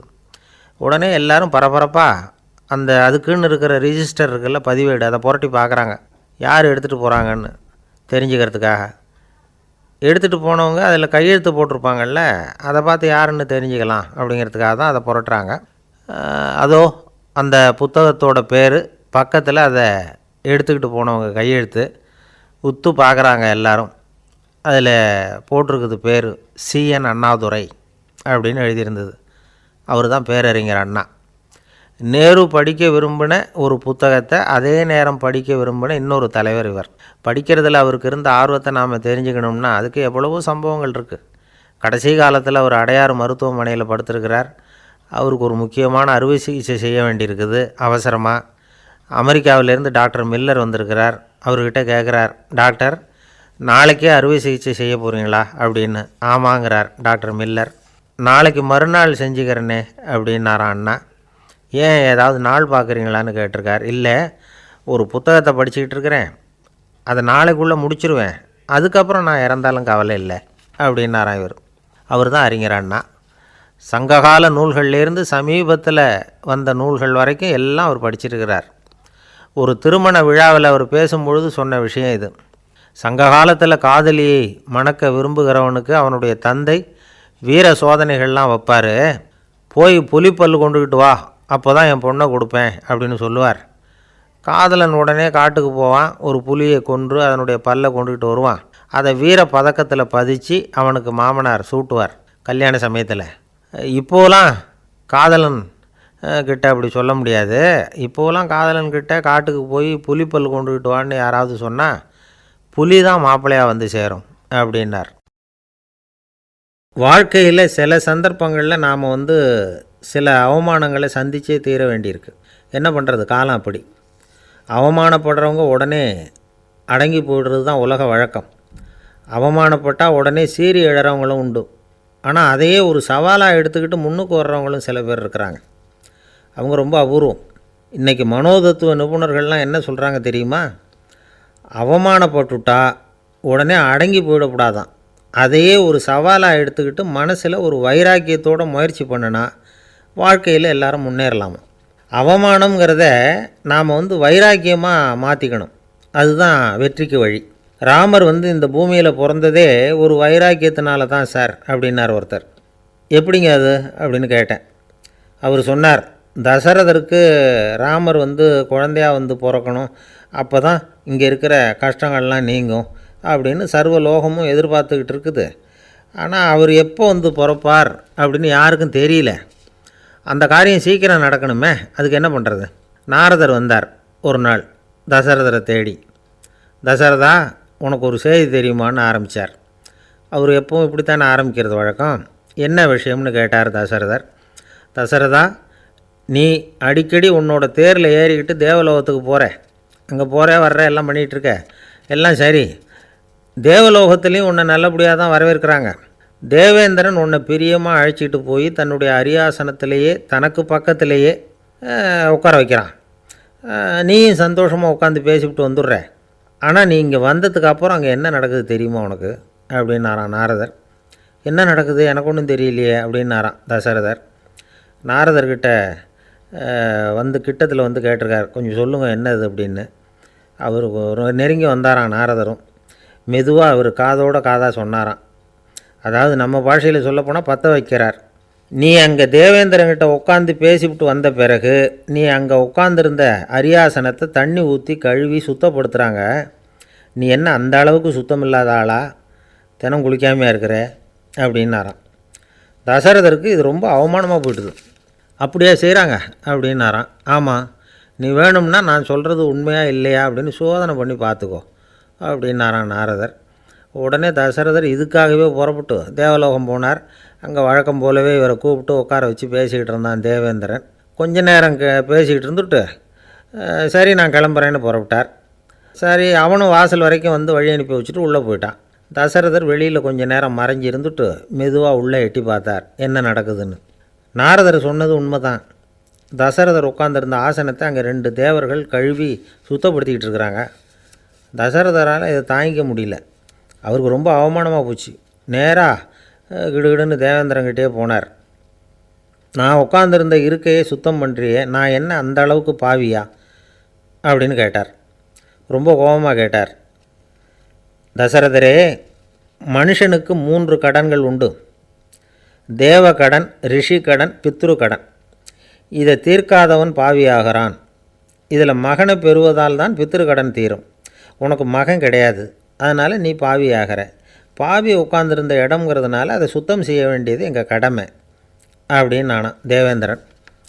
இந்த இடத்துல தசரதருக்கு ஏற்பட்ட அவமானம் ஒரு வைராக்கியமாக மாறிச்சு. தேவேந்திரனே கேட்டுக்கோ, ஒரு மகனை பெற்ற பிறகு தான் இந்த சபையில் மறுபடியும் அடி எடுத்து வைப்பேன் அப்படின்னு சொல்லிவிட்டு போயிட்டாராம். போய் புத்திர காமேஷ்டி யாகம் பண்ணார். புத்திரர்கள் பிறந்தார்கள். இந்த கதையில் உள்ள கருத்து என்னென்னா, தேவேந்திரன் தசரதரை அப்படி அவமானப்படுத்தலைன்னா அவருக்கு இப்படி ஒரு வைராக்கியம் பிறந்திருக்குமா யோசித்து பார்க்கணும். நமக்கு ஏற்படுகிற சில அவமானங்களையும் வைராக்கியமாக மாற்றிக்குவோம். அப்படி மாற்றிக்கிட்டோம்னா வாழ்க்கையில் முன்னேறலாம். நம்ம ஆளுங்க சில பேர் அவமானத்தை வைராக்கியமாக மாற்றிக்கிறது எப்படி தெரியுமா? நம்மக்கிட்ட ஒரு பையன் சொன்னான், எங்கள் அப்பா என்னை எல்லாருக்கும் முன்னாடி வச்சு திட்டிவிட்டார், பொறுப்பு இல்லாமல் ஊர் சுற்றுறேன்னு சொல்லி அவமானப்படுத்தி விட்டார். இனிமேல் நீ என் முகத்திலேயே முழிக்காதரா போடான்னு வேறு சொல்லிவிட்டார். எனக்கு ரோஷம் வந்துட்டுது. அந்த அவமானத்தை வைராக்கியமாக மாற்றிக்கிட்டேன். அன்னையிலேருந்து அவர் முகத்திலேயே முழிக்கிறது இல்லை அப்படின்னா. அப்படியான்னு கேட்டோம். ஆமாங்க, அவர் வீட்டில் இல்லாத நேரமாக பார்த்து உள்ளே சமையல் கட்டுக்கு போய் சாப்பிட்டுட்டு நைஸாக வெளியில் வந்துடுவேன் அப்படிங்கிறான் அவன். காசியில் இருக்கிற கடவுள் காசி விஸ்வநாதர், அங்கே இருக்கிற தேவி காசி விசாலாட்சி. இவங்க 2 பேரும் ஒரு நாள் பேசிக்கிட்டு இருந்தப்போ கடவுள் சொன்னார், இந்த மனிதர்களை நாம் ரொம்பவும் நம்பிக்கையோடு தான் படைச்சிருக்கிறோம். இருந்தாலும் அவங்களுக்கு தான் நம்பிக்கை இல்லை, எதுலேயும் ஒரு உண்மையான நம்பிக்கை இல்லாமல் வாழ்ந்துக்கிட்டு இருக்கிறாங்க அப்படின்னார். என்ன அப்படி சொல்கிறீங்க? அதை பாருங்கள், எவ்வளவு பேர் காசியை தேடிட்டு கங்கையில் குளிச்சுக்கிட்டு இருக்கிறாங்க. அவங்களெலாம் நம்பிக்கை இல்லைன்னா இவ்வளவு தூரம் தேடிட்டு இங்கே குளிப்பாங்களா அப்படின்னு நாங்கள் தேவி. சரி, அதை சோதித்து பார்க்கலாம் அப்படின்னு 2 பேரும் முடிவு பண்ணிக்கிட்டாங்க. உடனே ஒரு திட்டம் போட்டாங்க. அது எப்படின்னா, நாம் 2 பேருமே பக்தர்கள் மாதிரி உருவத்தை மாற்றிக்கிட்டு கங்கை கரைக்கு போக வேண்டியது. நான் கங்கையில் இறங்கி குளிக்கிறேன். கொஞ்ச நேரத்தில் சுழலில் மாட்டிக்கிட்டது மாதிரி நடிக்கிறேன். நீ உடனே கரையிலிருந்து சத்தம் போடும், என்னோடய வீட்டுக்காரரை யாராவது காப்பாற்றுங்களேன்னு சத்தம் போடும். அதோடு இன்னொன்று சொல்லு, யாராவது ஒரு புண்ணிய ஆத்மா அவர்கிட்ட போய் அவருடைய முடியை பிடிச்சி இழுக்கணும். அப்படி ஒரு சாபம் இருக்குது எங்களுக்கு. புண்ணிய ஆத்மா, அதாவது எந்த பாவமும் செய்யாத இல்லாத ஒருத்தர் தான் அவரை காப்பாற்ற முடியும். அப்படிப்பட்டவங்க யாராவது வெள்ளத்தில் குதித்து என்னுடைய கணவரை காப்பாற்றுங்கோ அப்படின்னு நீ சத்தம் போடு, கூச்சல் போடு, என்ன நடக்குதுன்னு பார்க்கலாம் அப்படின்னார் கடவுள். சரின்னு சொல்லி 2 பேருமா சாதாரண பக்தர்கள் மாதிரி கங்கை கரைக்கு சேர்ந்தாங்க. அவர் இறங்கி குளித்தார். திட்டம் போட்டது மாதிரியே சுழலில் மாட்டிக்கிட்டது மாதிரி கத்துனார். கரையில் இருந்த அந்த அம்மா, ஐயோ என் கணவரை காப்பாற்றுங்களேன், யாராவது காப்பாற்றுங்களேன்னு கத்துனாங்க. பல பேர் ஓடி வந்தாங்க. உடனே இவங்க, பாவம் இல்லாத புண்ணிய ஆத்மா ஒருத்தரால் தான் என்னுடைய கணவர் காப்பாற்றப்படணுங்கிறது விதி, அப்படி ஒரு சாபம் இருக்குது, அதனால் புண்ணிய ஆத்மா யாராவது அவர்கிட்ட போய் அவர் முடியை பிடிச்சி தூக்குனா அவரை காப்பாற்றி போடலாம் அப்படின்னாங்க. இவங்க இப்படி சொன்னதும் எல்லோரும் திகைச்சு போய் நின்றுட்டாங்க. ஒவ்வொருத்தருக்கும் அவங்க செஞ்ச பாவம்லாம் ஒவ்வொன்றா ஞாபகத்துக்கு வர ஆரம்பிச்சுட்டுது. சரி, இதுக்கு நாம் லாயக்கு இல்லை அப்படின்னு சொல்லி ஒதுங்கி போக ஆரம்பிச்சிட்டாங்க எல்லாம். இந்த சமயத்தில் யாரோ ஒருத்தர் வேகமாக ஓடி வந்தார். ஆற்றுல குதித்தார். அவர்கிட்ட போனார், முடியை பிடிச்சார், தூக்குனார், அவரை காப்பாற்றி கரைக்கு கொண்டுட்டு வந்துட்டார். அப்படி காப்பாற்றின அந்த ஆளை இவங்க 2 பேரும் தனியாக கூப்பிட்டுக்கிட்டு ஒரு மண்டபத்துக்கு வந்துட்டாங்க. வந்து விசாரிக்கிறாங்க. நீ யாரப்பா அப்படின்னு கேட்குறாங்க. ஏதும் தெரியாத மாதிரி. நான் இந்த ஊர் அன்ன சத்திரத்தில் வேலை செய்கிற ஒரு சமையல்காரன் அப்படிங்கிறார். நீ வந்து கங்கையில் குளிக்கிறது உண்டான்னு கேட்டிருக்காங்க. நான் இந்த ஊர்லேயே தான் இருக்கிறேன், இருந்தாலும் தினமும் கங்கையில் குளிக்கிறது இல்லை, எப்போவாவது ஒரு நாள் அங்கே குளிப்பேன் அப்படின்னார். கங்கையில் மூழ்கி எழுந்திரிச்சா பாவம்லாம் தொலையும்னு சொல்கிறாங்க. அப்படி இருக்கிறப்போ அங்கே இன்றைக்கி கங்கையில் குளிச்சுக்கிட்டு இருக்கிறவங்கெல்லாம் தங்களை வந்து புண்ணிய ஆத்மாவா நினைக்கல. கங்கையில் குளிக்காத நீ உன்னை வந்து புண்ணிய ஆத்மாவாக நினச்சி என்னை காப்பாற்ற வந்திருக்கிற, அது எப்படி அப்படின்னு கேட்டார். அதுக்கு அந்த ஆள் சொல்கிறான், கங்கையில் குதித்ததுக்கு அப்புறம் தானே உங்களை காப்பாற்ற போகிறோம். அப்படி குதிக்கும் பொழுது என்னுடைய பாவம்லாம் போயிருக்கும்ல, நான் புண்ணிய ஆத்மாவாக ஆயிருப்பேனே, அதனால தான் துணிஞ்சு வந்து உங்களை காப்பாற்றினேன் அப்படின்னா. கடவுளும் தேவியும் அவனுக்கு வந்து காட்சி கொடுத்தாங்களாம். இப்படி ஒரு கதை உண்டு. அதாவது கங்கையில் குளிச்சுக்கிட்டு இருக்கிறவங்களுக்கே தங்களுடைய பாவம் போகுங்கிற நம்பிக்கை பரிபூர்ணமாக இல்லை. குளிக்காத ஒருத்தனுக்கு அந்த நம்பிக்கை இருந்தது. அதனால் அவனால் கடவுளை பார்க்க முடிஞ்சுது. கடவுளை வந்து நாமளும் பார்க்க முடியுமா முடியாதா அப்படிங்கிற குழப்பம்லாம் நமக்கு வேண்டியதில்லை. நம்பிக்கையோடு வாழணுங்கிற உண்மையை மட்டும் இந்த கதையிலேருந்து புரிஞ்சுக்கிட்டால் போதும். ஏன்னா இந்த கதையை கேட்டுட்டு ஒரு நண்பன் குதர்க்கமாக ஒரு கேள்வி கேட்டான். ஏன் சார், கங்கையில் குளித்தா பாவம் போயிடும்னு சொல்கிறீங்களே, நான் எனக்கு வேண்டாத ஒருத்தனை அழைச்சிட்டு போய் கங்கையிலேயே தள்ளி விட்டுட்டு அதுக்கப்புறம் அங்கேயே முழுக்க போட்டுட்டு நான் செஞ்ச பாவத்தை வந்து அதுலேயே கழுவி விட்டுட்டு மறுபடியும் உங்ககிட்ட வந்துடுறேன்னு வச்சுக்கோங்க, நீங்கள் என்னை வந்து புண்ணிய ஆத்மான்னு ஏற்றுக்குவீங்களா அப்படிங்கிறான். ஆள் கொஞ்சம் ஆசைந்தான், நம்மளே அங்கே அழைச்சிட்டு போனாலும் போயிடுவான். இமயமலை அடிவாரத்தில் ஒரு மடம். அங்கே ஒரு சன்னியாசி இருந்தார். அவர்கிட்ட ஒருத்தர் வந்தார். சுவாமி, ஆசையை உதற நினைக்கிறேன், முடியல, ஒட்டிக்கிட்டே வருது அப்படின்னாராம். இப்படி உட்கார ஒரு கதை சொல்கிறேன் அப்படின்னு சொல்லி அவர் சொல்ல ஆரம்பித்தாராம். அவர் சொன்ன கதை என்னென்னா, ஒரு ஊரில் ஒரு ஆள் இருந்தான். அவன் பேர் குப்புசாமி. அவன்கிட்ட எப்பவும் ஒரு பழைய தொப்பி இருக்கும், விடவே மாட்டான். அதனால் அவனை எல்லோரும் தொப்பி சாமி அப்படின்னு தான் கூப்பிடுறது வழக்கம். ஒரு புது தொப்பி வாங்கிக்கப்படாதாப்பா அப்படின்னு நண்பர்கள்லாம் சொல்லி பார்த்தாங்க. பணத்துக்கு எங்கே போவேன் அப்படின்னு விட்டானான். பணம் வச்சுருக்கான், செலவு பண்ண மனசு வரல, மகா கஞ்சன். பழைய பாட்டில்கள்லாம் வாங்கி விற்றுக்கிட்டு இருந்தான். அப்படி ஒரு தடவை பழைய கண்ணாடி சாமான்களை ஏலத்தில் எடுத்தப்போ அதில் ஒரு அருமையான சென்ட்டு பாட்டில் கிடச்சிது. உடனே ஒரு ஐடியா பண்ணான். அந்த சென்ட்டை வந்து சின்ன சின்ன பாட்டில்களில் அடைச்சி ஜன்னல் ஓரமாக அடுக்கி வச்சுட்டான். அதை விற்றா நிறைய பணம் கிடைக்குமே. அதனால் இதுக்கு இடையில் ஒரு நாள் அவன் வந்து அப்படியே உட்காந்துருந்தான். அந்த நேரம் நண்பன் வந்தான். ஏண்டா, உன் பழைய தொப்பியை மாற்றப்படாதா, ஊரில் எல்லோரும் கேலி பேசுகிறாங்களே ஒன்று தொப்பி சாமின்னு அப்படின்னு சொல்லி கேட்டிருக்கான். இந்த சென்ட்டு பாட்டில் விற்றதும் பணம் வரும், அதுக்கப்புறம் பார்க்கலாம் அப்படின்னு நானா இவன். சரி வா, நீச்சல் குளத்துக்கு போயிட்டு வருவோம் அப்படின்னு கூப்பிட்ருக்கான் நண்பன். 2 பேரும் போனாங்க. அதே நேரம் அந்த ஊர் நீதிபதியும் அங்கே குளிக்க வந்தாராம். அவர்கிட்ட இருந்தது விலை வசந்த ஒரு புது தொப்பி. அதை அங்கே இருந்த ஸ்டாண்டில் மாட்டிவிட்டு குளிக்க போனார். இதுக்கிடையில் குப்புசாமி குளிச்சுட்டு வந்தான். அவனுடைய பழைய தொப்பியை காணலை.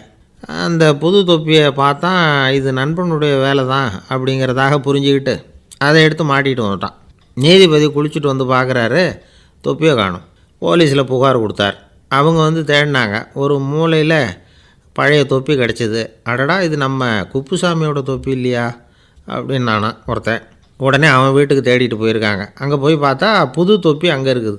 உடனே அவனுக்கு 1000 ரூபா அபராதம் போட்டாங்களாம். அவன் பணத்தை கட்டிவிட்டு ரொம்ப எரிச்சலோடு வீட்டுக்கு வந்தான். பழைய தொப்பி கண்ணில் பட்டுது. மறுபடியும் உன்னால் தானே எனக்கு 1000 ரூபா நஷ்டம் அப்படின்னு சொல்லி அதை எடுத்துக்கிட்டு அப்படி போயிருக்கான். அந்த ஊர் குளத்தில் வீசி எரிஞ்சிட்டு வந்துட்டான். அது மீன் பிடிக்கிற ஒருத்தன் கையில் சிக்கிச்சு. அவன் வர்ற வழியில் அதை எடுத்து வேகமாக வீசி எறிஞ்சான். அது நேராக குப்புசாமி வீட்டு ஜன்னல் வழியாக உள்ளே வந்து இந்த சென்ட்டு பாட்டில்கள் மேலே விழுந்து எல்லாம் உடஞ்சி நொறுங்கி போச்சு. குப்புசாமி பார்த்தான். தோட்டத்தில் ஆழமாக ஒரு குழியை வெட்டினான். அந்த தொப்பியை போட்டான், மூடிவிட்டான். இதை அடுத்த வீட்டுக்காரன் பார்த்தான். ஏதோ புதையல் தான் வச்சுருக்கான் போல இருக்குன்னு நினச்சான். போலீஸில் போய் புகார் கொடுத்துட்டான். மறுபடியும் போலீஸ் குழியை தோண்டினாங்க. பழைய தொப்பி மறுபடியும் வெளியில் வந்தது. எல்லோரும் சிரிக்கிறாங்க. அன்னைக்கு ராத்திரியே அந்த தொப்பியை எடுத்துக்கிட்டு நேராக புறப்பட்டான். ஒரு கல்லில் அதை சேர்த்து கட்டி குடிநீர் தொட்டி இருக்கும்ல, அதில் போட்டுட்டு வந்துட்டான். இனிமேல் என்ன பண்ணும் பார்ப்போன்னு. ஒரு நாள் திடீர்னு குழாயெல்லாம் அடைப்பட்டு போச்சு. மாநகராட்சி அலுவலர்கள் வந்து என்னன்னு பார்த்தா அந்த பழைய தொப்பி குழாயை அடைச்சிக்கிட்டு இருக்குது. இது குப்புசாமியோட தொப்பிங்கிறது தான் எல்லாருக்கும் தெரியுமே. உடனே குடிநீரை வந்து பாழாக்கணத்துக்காக குப்புசாமிக்கு கோர்ட்டு 2500 ரூபா அபராதம் போட்டுவிட்டுது. அதையும் கட்டிவிட்டு வெளில வந்தான். கடைசியாக முடிவு பண்ணான். ஒரு நெருப்பு குச்சியை கிழிச்சான், தொப்பியை கொளுத்தினான், எரிஞ்சுது. எடுத்து வெளில எரிஞ்சான். கொஞ்ச நேரத்தில் தீ அணைப்பு படம் வந்துட்டுது. ஆமாம், இவன் எடுத்து எரிஞ்சது வெளியில் விழுந்து வீட்டு கூரையே பற்றிக்கிட்டு எரிய ஆரம்பிச்சுட்டுது. அவனோட பணத்தாசையும் அதோடு சேர்ந்து எரிஞ்சு போச்சான். இப்படி ஒரு கதை. இந்த கதையை சொல்லி முடித்தார் அந்த இமயமலை அடிவாரத்தில் இருந்த சன்னியாசி. இப்போ அந்த குப்புசாமி எங்கே இருக்கிறான்னு கேட்டார் எதிரில் இருந்தவர். இதோ உன் எதிரிலே இருக்கிறான், நான் தான் அந்த குப்புசாமி அப்படின்னாரான் அந்த சன்னியாசி. அந்த குப்புசாமிகிட்ட இருந்தது மாதிரி ஒரு பழைய தொப்பி நம்ம ஒவ்வொருத்தர்கிட்டையும் உண்டு. அதை எப்படி தொலைக்கிறதுன்னு தெரியாமல் தடுமாறிக்கிட்டு இருக்கிறோம். அது என்ன தொப்பிங்கிறீங்களா? அதுதான் நம்மை சூழ்ந்திருக்கிற மாயை அப்படிங்கிறார் சுவாமி சின்மயானந்தர். மெய்ஞானம் கிடைக்கிறப்போ மாயை வந்து எரிஞ்சு போகும் அப்படிங்கிறது அவருடைய கருத்து. நம்மால் ஒருத்தர் வேகமாக ஓடி வந்தார். காலில் மாட்டியிருந்த பழைய செருப்பு ரெண்டையும் ஆவேசமாக தூக்கி ஒரு கிணத்துல போட்டுட்டு வெறுங்காலோடு நடந்து வந்துக்கிட்டு இருக்கிறார். ஏன் அப்படி பண்ணீங்க அப்படின்னு கேட்டோம். அந்த செருப்புக்கு சொந்தக்காரன் வந்து பின்னாடி வந்துக்கிட்டு இருக்கிறான், அதனால் அப்படி பண்ணேன் அப்படிங்கிறார் இவர். ஒரு ஊரில் ஒரு இளைஞன் இருந்தான். ஒரு நாள் அவன் ஒரு குருவை தேடிக்கிட்டு புறப்பட்டான். ஊரை விட்டு வெளியில் போனான். போகிற வழியில் ஒரு காடு. அந்த காட்டில் ஒரு மரத்தடியில் ஒரு பெரியவர் உட்காந்துருக்கிறார். அமைதியாக மௌனமாக அவர் அமர்ந்திருக்கிறார். இந்த பெரியவரை விசாரிக்கலாம், குருவை தேடி கண்டுபிடிக்கிறதுக்கு இவர் ஏதாவது ஒரு வழி சொல்லி கொடுப்பார் அப்படின்னு நினச்சிக்கிட்டு அவரை நெருங்கினான். ஐயா, எனக்கு ஒரு குரு தேவை, எங்கே கிடைப்பார்? அவரை எப்படி அடையாளம் கண்டுபிடிக்கிறது? அதை பற்றி ஏதாவது விவரம் சொன்னீங்கன்னா நான் கண்டுபிடிச்சிக்குவேன் அப்படின்ட்டுருக்கான். பெரியவர் நிமிர்ந்து பார்த்தார். தம்பி, அது ரொம்ப சுலபம். அவர் வயசானவராக இருப்பார், என்னை விட சுமார் 30 வயசு அதிகமாக இருக்கும். அவர் ஒரு மரத்தடியில் தான் உட்காந்துருப்பார் அப்படின்ட்டுருக்கான். சரிங்க பெரியவரே, அது என்ன மாதிரியான மரம், எப்படி இருக்கும் அப்படின்னு கேட்டிருக்கான். பெரியவர் அந்த விவரங்களையும் சொல்லியிருக்கிறாரு. அது மட்டும் இல்லை, சந்திக்கிற நாள், நேரம், வினாடி முதற்கொண்டு எல்லா விவரங்களையும் துல்லியமாக சொன்னாராம்.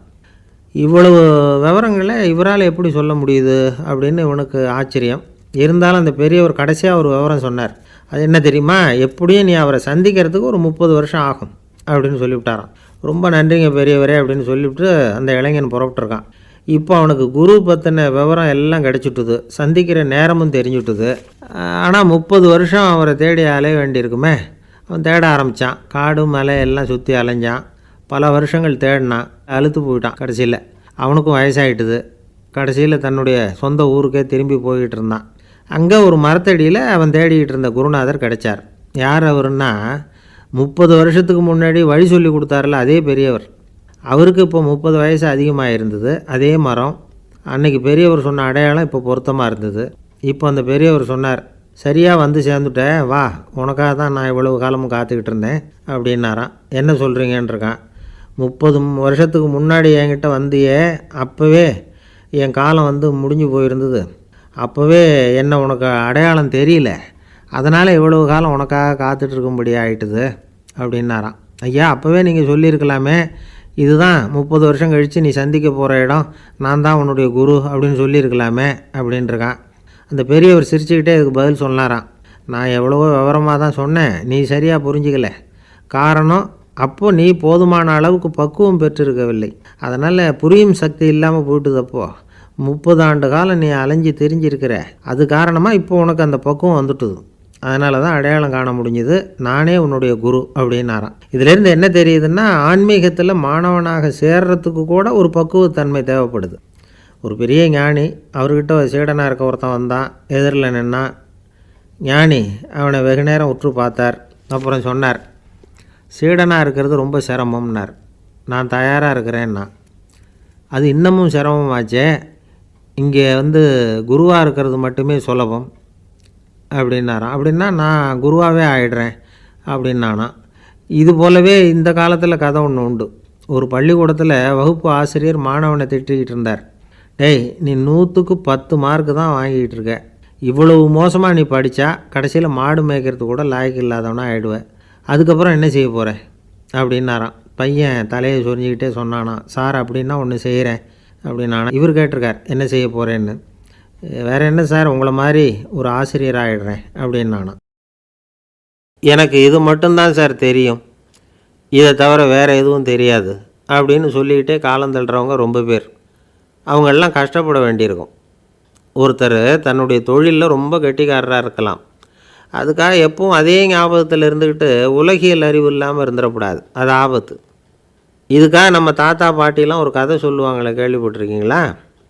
ஒரு சமயம் ஒரு 4 பேர் சேர்ந்து வெளியூருக்கு பிரயாணம் போனாங்களாம்.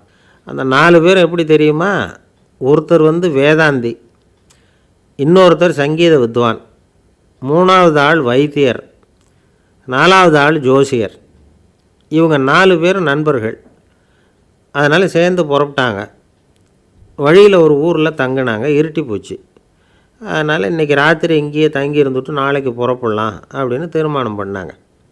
சாப்பாட்டுக்கு என்ன பண்ணுறது?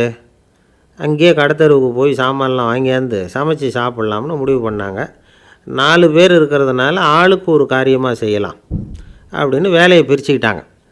வைத்தியர் கரிகாய் வாங்க போனார். வேதாந்தி எண்ணெய் வாங்க போனார். ஜோசியர் பலசரக்கு வாங்க போனார். சங்கீத வித்வானுக்கு சமைக்கிற வேலை. எல்லாம் சரி. ஆனால் நடந்தது என்ன தெரியுமா? கடைத்தெருவுக்கு காய்கறி வாங்க போனார்ல வைத்தியர், அங்கே போய் மார்க்கெட்டில் பார்த்தார். ஒவ்வொரு கரிகாயாக எடுத்து பார்த்தார். இது பித்தம், உடம்புக்கு ஒத்துக்காது, இது வாயு, உடம்புக்கு ஒத்துக்காது அப்படின்னு ஒவ்வொன்றா தள்ளினார். கடைசியில் ஒன்றுமே தேரல. வெறுங்கையோடு திரும்பி வந்துக்கிட்டு இருக்கிறார். எண்ணெய் வாங்க போனார் வேதாந்தி. அவர் ஒரு தொன்னையில் எண்ணெயை வாங்கினார். பேசாமல் அதை எடுத்துகிட்டு வர வேண்டியது தானே, முடியல. அவருடைய வேதாந்த மூளை சிந்திக்க ஆரம்பிச்சுட்டுது. இந்த தொன்னைக்கு எண்ணெய் ஆதாரமா அல்லது எண்ணெய்க்கு தொன்னை ஆதாரமா அப்படிங்கிற ஆராய்ச்சியில் இறங்கினார். என்னாச்சு தெரியுமா? அப்படி கவுத்து பார்த்தார். வாங்கின எண்ணெய் பூராவையும் வழியில் கொட்டிவிட்டு வெறும் தொன்னையோடு சேர்ந்தார். பலசரக்கு வாங்க போனார் ஜோசியர்.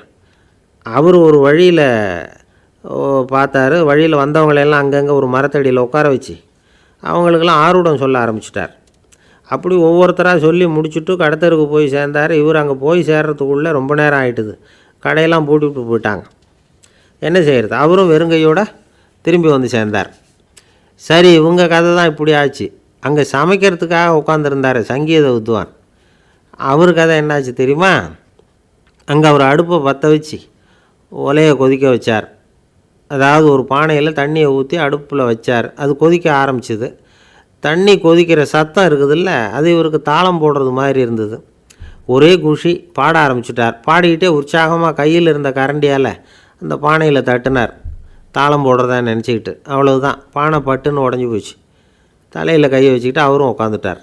எந்த தொழில் தெரிஞ்சாலும் சரி, அதை புத்திசாலித்தனமாக பயன்படுத்த தெரியலன்னா ஆபத்து தான். அதுக்காக தான் இந்த கதை. ஒரு பஸ்ஸு டிரைவர் ரொம்ப கெட்டிக்காரர். பஸ்ஸை ரொம்ப திறமையாக ஆபத்து இல்லாமல் ஓட்டினதுக்காக பரிசுலாம் வாங்கினவர். அவரே ஒரு படகு ஓட்டுறதுக்காக அழைச்சிட்டு போயிருக்கிறாங்க, மோட்டார் படகு. அதையும் ரொம்ப திறமையாக தான் ஓட்டிகிட்டு போயிருக்கிறாரு. நடுக்கடலில் போனதும் படகு நின்று போச்சு. மோட்டாரில் ஏதோ கோளாறு. என்ன செய்யலாம் அப்படின்னு அந்த டிரைவரை கேட்டிருக்கிறாங்க படகுல இருந்தவங்கெல்லாம். அப்போ அவர் சொன்னாராம், கவலைப்படாதீங்க, ஒன்றும் பிரச்சனை இல்லை, எல்லோரும் கொஞ்சம் கீழே இறங்கி பின்னாடி தள்ளுங்க, மோட்டார் ஸ்டார்ட் ஆகிடும் அப்படின்னாராம். ஒரு காலத்தில் பிரஷ்யா அப்படின்னு ஒரு தேசம் இருந்தது. இப்போ ஜெர்மனி இருக்குல்ல, இதோட பெரும்பகுதி ஒரு காலத்தில் பிரஷ்யாங்கிற பேரில் இருந்தது. அப்போ அதுக்கு அரசராக இருந்தவர் மகா ஃப்ரெடரிக், அதாவது ஃப்ரெடரிக் தி கிரேட் அப்படின்னு சொல்லுவாங்க. அந்த ராஜாவுக்கு ஒரு சந்தேகம். நாம் பல வகையான வரிகளை விதித்து வசூல் பண்ணுறோம், அப்படி பண்ணி வருமானம் குறைஞ்சிக்கிட்டே போகுதே, இதுக்கு என்ன காரணமாக இருக்கும்? இதுதான் அவருக்கு ஏற்பட்ட சந்தேகம். ஒரு சமயம் அந்த அரசர் தம்முடைய அமைச்சர்களையும் பிரபுக்களையும் தளபதிகளையும் கூப்பிட்டு ஒரு விருந்து வச்சார். விருந்து முடிஞ்சதும் அவங்கள பார்த்து இந்த சந்தேகத்தை கேட்டார். வரிகள் அதிகமாக விதித்து வருமானம் குறையறதுக்கு என்ன காரணம் அப்படின்னு கேட்டார். பல பேருக்கு இதுக்கு சரியாக பதில் சொல்ல தெரியல. அனுபவசாலியான ஒரு தளபதி எழுந்திரிச்சார். அரசே, அது எப்படிங்கிறத இப்போ உங்களுக்கு காட்டுறேன்னார். உடனே ஒரு பெரிய பனிக்கட்டி ஒன்றை தன்னுடைய கையில் எடுத்தார். அதை அப்படியும் எப்படியும் திருப்பி பார்த்தார். அப்புறம் அடுத்தவர்கிட்ட கொடுத்தார். அவரும் அதை அப்படியும் இப்படியும் திருப்பி பார்த்துட்டு அடுத்தபடியாக இருந்தவர்கிட்ட கொடுத்தார். இப்படியே இதை ஒவ்வொருத்தராக பார்த்துட்டு ஒவ்வொரு கையாக மாறி கடைசியில் மன்னர் கைக்கு போய் சேர்ந்தது. மன்னர் கைக்கு அந்த பனிக்கட்டி போய் சேர்ந்தப்போ அது கொஞ்சம் கொஞ்சமாக உருகி ஒரு பட்டாணி கடலை சைஸுக்கு ஆகிட்டுது. மன்னர் யோசனை பண்ணார், வரி அதிகமாக போட்டாலும் வந்து சேர்றது குறைவாக இருக்கிறதுக்கு என்ன காரணம் அப்படிங்கிறது அவருக்கு புரிஞ்சு போச்சு. காலம்தான் மாறிக்கிட்டு இருக்கே தவிர இந்த கையூட்டு வாங்குகிற பழக்கம் மாறினதாக தெரியல. இன்னொரு ராஜா இருந்தார். அவர் தன்னுடைய ராஜாங்கத்தில் லஞ்ச ஊழலே சுத்தமாக இருக்கக்கூடாது அப்படின்னு நினச்சார். அவர்கிட்ட பல்வேறு துறைகளுக்கும் பொறுப்பாக இருந்த பல பேரும் ரொம்ப சுத்தமாகவும் நேர்மையாகவும் இருந்தாங்க. ஒரே ஒருத்தர் மட்டும் எல்லார்கிட்டையும் லஞ்சம் வாங்கிட்டே இருந்தார். அவரை வேறு வேறு துறைகளுக்கு மாற்றி பார்த்தாரு. அந்த ராஜா என்னென்னமோ பண்ணி பார்க்குறாரு. எந்த வேலையை கொடுத்தாலும் அதுலேயும் லஞ்சம் வாங்கிறதுக்கு ஒரு வழியை உண்டு பண்ணிக்குவார் அந்த ஆள். ராஜாவுக்கு இது ஒரு பெரிய தலைவலியாக போட்டுது. இவர் என்ன பண்ணுறது, இவருக்கு என்ன வேலையை கொடுக்கறது, கொஞ்சம் கூட லஞ்சம் வாங்கிறதுக்கு சான்ஸே இல்லாத ஒரு வேலையை கொடுக்கணும் அப்படின்னு திட்டம் போட்டார். ஒரு நாள் அவருக்கு அந்த உத்தரவும் போட்டுட்டார். அதாவது அவருக்கு என்ன வேலைன்னா, கடற்கரையில் தான் அவருக்கு ஆஃபீஸ். அங்கேயே இருந்துக்க வேண்டியது. தினமும் எத்தனை கடல் அலை கரையில் வந்து மோதுது அப்படிங்கிறத கணக்கெடுத்து ராஜாவுக்கு தெரிவிக்க வேண்டியது. இதுதான் அவருக்கு வேலை. பேசாமல் அலையை எண்ணிட்டு உட்காந்துருக்கிட்டோம், அப்போவாவது அவர் லஞ்சம் வாங்குகிற சந்தர்ப்பம் இல்லாமல் போயிடும் அவருக்கு அப்படின்னு நினச்சார் ராஜா. இந்த ஆள் கடற்கரைக்கு போய் டியூட்டியில் ஜாயின் பண்ணிக்கிட்டார். ஒரே மாதத்தில் அங்கே சொந்தமாக ஒரு பிரம்மாண்டமான மாளிகை கட்டிவிட்டார். ராஜாவுக்கு இது பெரிய ஆச்சரியமாக போச்சு. அலையை என்ற வேலையில் அந்த ஆள் எப்படி பணம் சம்பாதிச்சார் அப்படின்னு விசாரித்து பார்த்தார் அக்கம் பக்கத்தில். அந்த ஆள் என்ன பண்ணியிருக்கிறாருன்னா, கடற்கரையில் போய் பொறுப்பை ஏற்றுக்கிட்ட உடனே அங்கே இருந்த மீனவர்கள்கிட்ட எல்லாம் இந்த கரையில் வந்து ஒரு நாளில் வந்து மோதுகிற அலைகள் எத்தனை அப்படின்னு கேட்டிருக்காரு. அது எப்படிங்க தெரியும்னு இருக்காங்க அவங்க. தினமும் அந்த எண்ணிக்கை தெரியணும். நம்ம ராஜாவுக்கு தினமும் அறிக்கை அனுப்பணும், டெய்லி ரிப்போர்ட்டு. தவறுனா நீங்கள் இந்த கடலில் போய் மீன் பிடிக்கிறதுக்கு ராஜாவோட அனுமதி கிடைக்காது அப்படின்ட்டுருக்கார். உடனே மீனவர்கள்லாம் பயந்து போட்டாங்க. கடலுக்கு போகிறதுக்கு அனுமதி இல்லைன்னா பட்டினி கிடக்கிறது மாதிரி ஆகிடுமே. மெதுவாக அந்த ஆளுகிட்ட போனாங்க, காதோட காதாக சொன்னாங்க, ஐயா, எங்களால் வந்து கடல் அலையை வந்து எண்ண முடியாது. தினமும் எங்களால் முடிஞ்சதை உங்களுக்கு பணமாக கொடுத்துட்றோம். நீங்கள் தான் ராஜாக்கிட்ட சிபாரிசு பண்ணி நாங்கள் தொடர்ந்து மீன் பிடிக்கிறதுக்கு அனுமதி வாங்கி கொடுக்கணும் அப்படின்னு வேண்டிக்கிட்டாங்க. பணம் தினமும் வந்து சேர ஆரம்பிச்சுட்டுது. பதவியில் மற்ற பதவியோட இந்த பதவி எவ்வளவோ மேல் அப்படின்னு நினச்சிட்டான் அந்த ஆள். அது மட்டும் இல்லை, தயவு பண்ணி என்னை இந்த இடத்த விட்டு மாற்றிவிடாதீங்க சார் அப்படின்னு வேற கேட்க ஆரம்பிச்சிட்டானான்.